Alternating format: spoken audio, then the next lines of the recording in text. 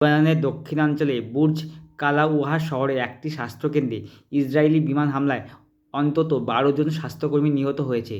শুক্রবার রাতে এই হামলায় ভবনটিতে আগুন ধরে যায় এবং কিছু অংশ ধসে পড়ে। নিহতদের মধ্যে রয়েছে চিকিৎসক, নার্স ও প্যারামেডিক্যাল কর্মীরা। স্বাস্থ্য মন্ত্রকের তথ্য অনুযায়ী গত 12 দিনে ইসরায়েলি হামলায় লেবাননে মোট 31 জন স্বাস্থ্যকর্মী নিহত হয়েছে। বিশ্ব স্বাস্থ্য সংস্থার প্রধান টেদ্রস আধানম গ্যাব্রিয়েসুস এই ঘটনাকে মধ্যপ্রাচ্যের সংকটে একটি অত্যন্ত দুঃখজনক ও উদ্বেগজনক উন্নয়ন বলে উল্লেখ করেছে।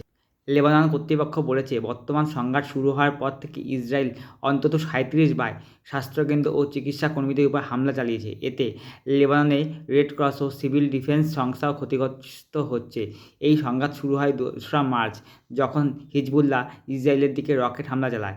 এর জবাবে ইসরায়েল লেবাননের বিভিন্ন এলাকায় ব্যাপক বিমান হামলা শুরু করে। এখনও পর্যন্ত ইসরায়েলি হামলায় লেবাননে অন্তত 826 জন নিহত হয়েছেন এবং 10 লাখ মানুষ তাদের ঘরবাড়ি ছেড়ে পালাতে বাধ্য হয়েছে।